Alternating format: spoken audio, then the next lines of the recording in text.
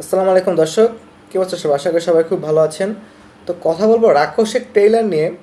And অস্বীকার করবো না, অবশ্যই আমি একবার দেখেছি রাতে যখন এসেছে 12টার দিকে, তখনই আসলে কী বলবো ভাই, এক্সাইটমেন্ট ধরে রাখতে পারিনি, দেখে ফেলছি আর কি। তো সমস্যা নেই, আমি আরেকবার দেখবো আপনাদেরকে নিয়ে ভিডিও পারপোজ হিসেবে। আমি টুকটাক রিয়াকশন যেটা হয় সেটা দিব, আর রিভিউ দেওয়ার বা কোনো কথা বলার হলে সেগুলো বলবো। তো চলেন শুরু করি। হ্যাঁ, আশা করি আপনারা সবাই দেখে ফেলেছেন। আমার সাথে আরেকবার দেখেন নাকি, সমস্যা তো নাই। ওকে, দেখা যাক, চলেন। হ্যাঁ, শুরু। মানুষ বলে নারী কিসে আটকায়, নারী কিসে আটকায়? নারী বলে মায়ায়, ভালোবাসায়। ভালোবাসা। আমি বলি না, নারী আটকায় লোভে, লোভে। আর লোভে আর পাপ, পাপে। আর পাপে ভায়োলেন্সের বাপ করছে। Don't fucking fucking shout! Large স্কেলে করছে, কিন্তু বিরাট লার্জ স্কেলে করছে।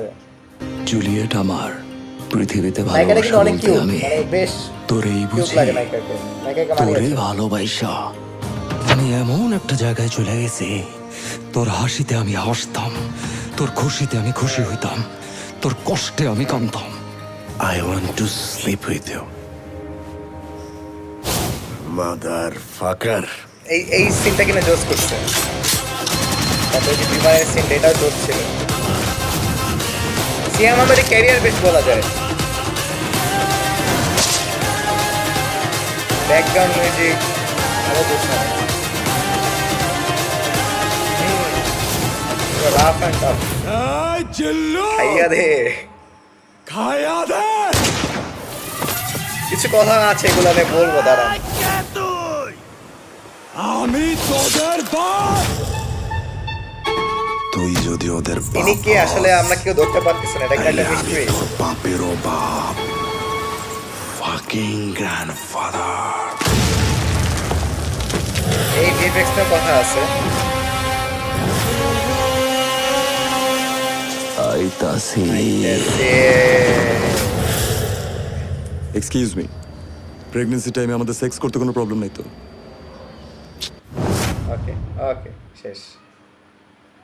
ওকে, আমি পজ করে দিই। হ্যাঁ, এবার আমি কথা বলি কিছু। আশা করি রিয়াকশন কীভাবে কি দিতে পারছি তা জানি না, যেহেতু একবার আমি দেখে ফেলছি। একটা দেখা জিনিস আবার নতুন করে ওভাবে রিয়াকশন হয়তো আসে না, বাট মূলত এটা রিভিউর উদ্দেশ্যে ভিডিওটা করা। রিয়াকশন আমার মেইন উদ্দেশ্য নাই ভিডিও। তো সবার আগে বলবো যে ডিরেক্টর মেহেদী হাসান হৃদয় এবং এই যে রিয়াল এনার্জি প্রোডাকশন, এদেরকে একটা থ্যাংক ইউ দেওয়া উচিত।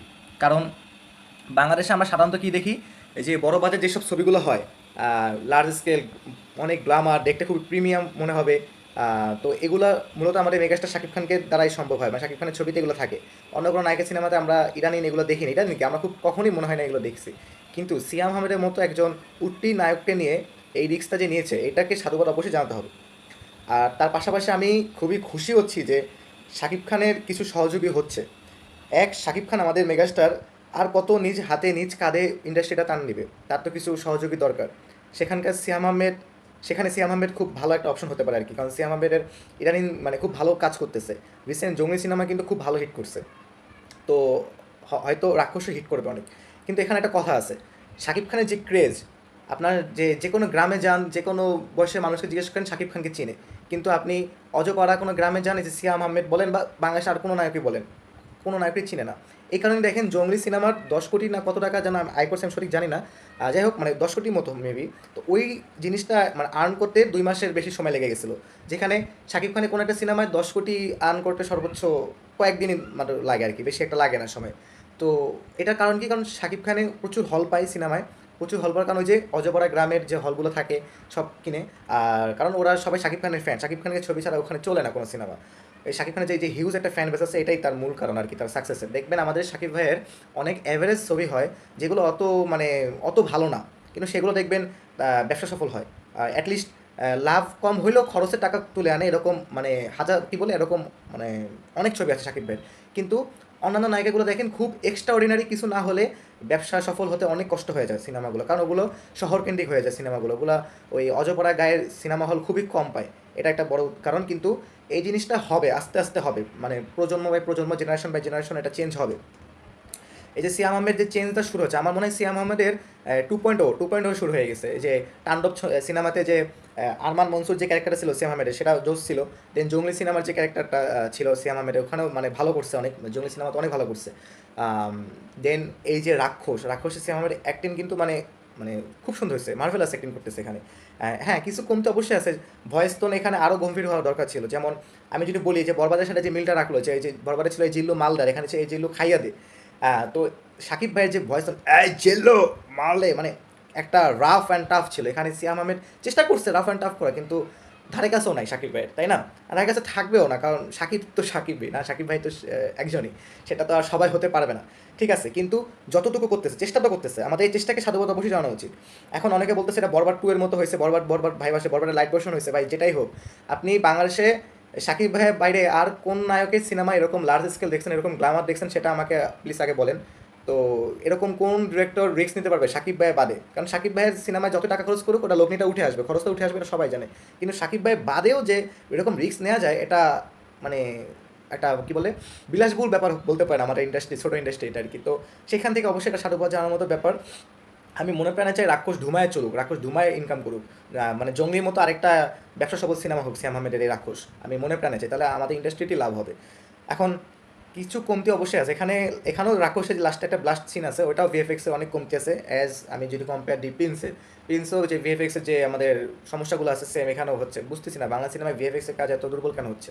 শুনেছি রাক্ষসের নাকি শুটিং অনেক আগে শেষ হয়েছে, তো অনেক আগে শুটিং শেষ হলে পোস্ট প্রোডাকশনের কাজ কী এমন করলো যে এরকম এখনও কমতি আছে। তারপরে যেখানে যে টেক্সট যেগুলো দিল, যে নামগুলো আসে না, যে টেক্সটের যে ফন্টগুলোর কী বলে, ফন্ট ভালো হচ্ছে না, মানে প্রফেশনাল লাগতেছে না খুব একটা, ফন্টের এখানে খামতি আছে।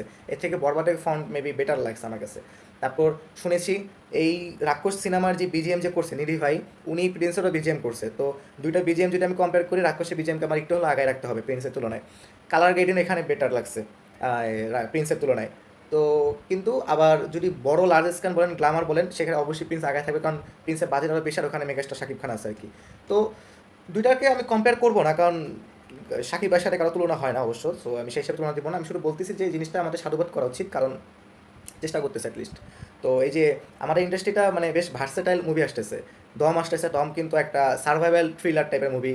তো ওখানে ওটাও কিন্তু বেশ ভালো সিনেমাটোগ্রাফি দেখিয়েছে।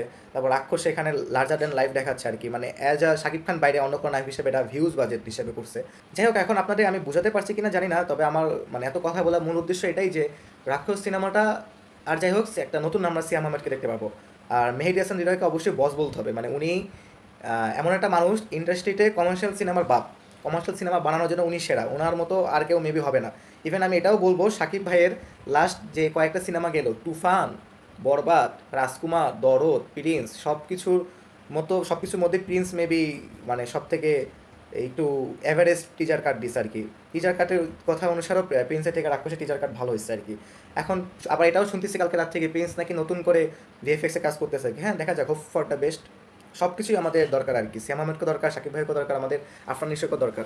ইন্ডাস্ট্রিকে আগায় নেওয়ার জন্য সবাইকে আমাদের প্রয়োজন আছে, তো কাউকে পিছিয়ে রাখা যাবে না, সবাই এগিয়ে যাক, এটাই আমি কামনা করি। তবে শাকিব ভাই যেহেতু মেগাস্টার, ওনার উপরে আলাদা আমার একটা সফট কর্নার আছে।